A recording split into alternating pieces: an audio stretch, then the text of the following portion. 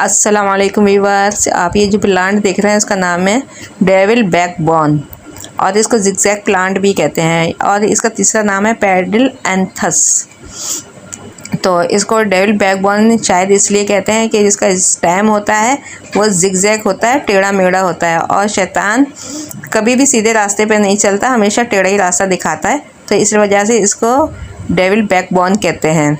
इंसानों की रीढ़ की हड्डी तो सीधी होती है, लेकिन शायद शैतान की रीढ़ की हड्डी ऐसे जिगजैग टाइप होती हो, इसलिए इसको डेविल बैकबोन कहते हैं। इसको ज़मीन में या लॉन में लगाया गया है। ये वेरीगेटेड पौधा है और इसमें प्लेन भी आता है खाली हरे कलर का, लेकिन वो भी हमारे पास नहीं है, ये वेरीगेटेड है। तकरीबन ये 1.5 साल पुराना पौधा है, 1.25 साल या 1.5 साल पुराना पौधा है, बहुत फैल चुका है। अभी इसके साथ में बहुत सारी वीड्स है, क्योंकि पिछले दिनों हमारे यहाँ काफ़ी बीमारी रही, जिसकी वजह से मैं लॉन की सफाई नहीं कर सकी और घास भी बहुत बड़ी बड़ी हो गई है। तो अभी जब टाइम मिलेगा तो सफाई करेंगे। तो इसके लिए बात कर लेते हैं इसकी मिट्टी की। तो इसको किस तरह की मिट्टी में लगाया है। हमने तो भालू मिट्टी में लगाया ओनली, और जो फर्टिलाइज़र भी कोई ख़ास नहीं दिया, बस एक दफ़ा इसको हमने पत्तों की खाद दे दी थी। तो माशाल्लाह से इतना अच्छा चल रहा है। और अभी तक तो इसके ऊपर किसी भी तरह का मिली बग्स का अटैक वगैरह कुछ नहीं हुआ है, ना फंगस का हुआ है। और ये खुली धूप में है और इस पे तकरीबन सूरज की लाइट भी काफ़ी पड़ती है, लेकिन माशाल्लाह से ये अच्छा चल रहा है। हालांकि दूसरे लोग कहते हैं कि ये अच्छा नहीं चलता ज़्यादा धूप में और ज़्यादा सर्दी में, लेकिन हमने बिल्कुल सूरज के नीचे रखा हुआ है इसको। और सर्दियों में फॉग भी होती है और सब कुछ होता है, लेकिन हमारा ही पौधा अच्छा चल रहा है। तो इसके बारे में मैं यही कहूँगी कि हमारे यहाँ ये सनलाइट में भी ज़्यादा सनलाइट यानी कि 40 डिग्री सेंटीग्रेड होता है जब भी अच्छा चल रहा है। और सर्दियों में भी इसके पत्ते हमारे यहाँ नहीं झड़े हैं। हालांकि 6 डिग्री सेंटीग्रेड तक टेम्परेचर कम हुआ, लेकिन हमारे यहाँ इसके पत्ते नहीं झड़े। आमतौर से कहते हैं कि ज़्यादा सर्दी में इसके पत्ते झड़ जाते हैं और सिर्फ इसकी स्टेम्स ही रह जाते हैं, लेकिन हमारा इतना मतलब हेल्दी भी है ये हमारा प्लांट कि इसके साथ में कुछ भी नहीं हुआ। हाँ, ग्रोथ ज़रूर स्लो हो गई थी।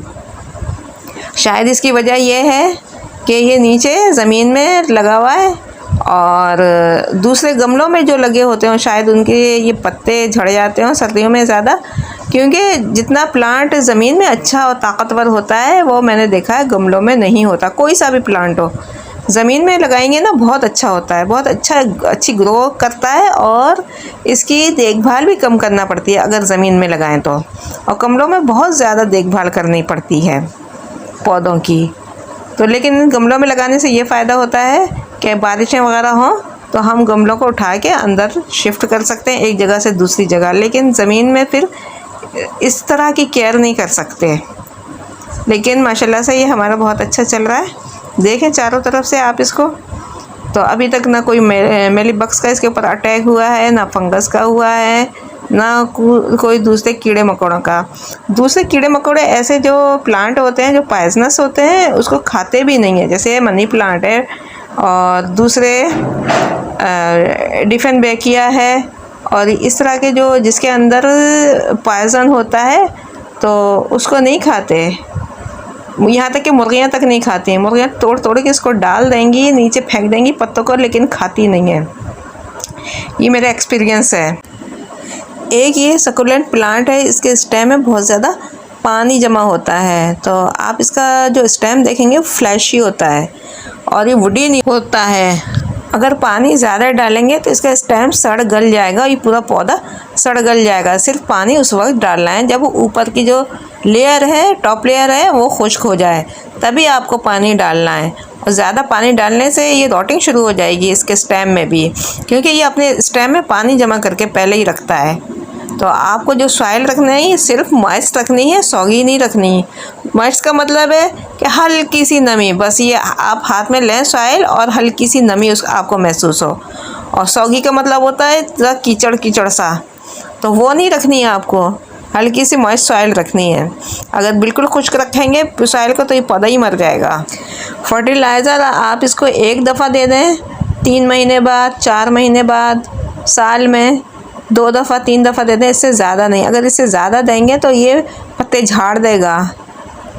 ज़्यादा पानी देने से भी पत्ते झाड़ेगा और ज़्यादा फर्टिलाइज़र देने से भी पत्ते झाड़ेगा। कम पानी देने से भी पत्ते झाड़ेगा, ज़्यादा फर्टिलाइज़र या और ज़्यादा पानी देने से भी पत्ते झाड़ेगा।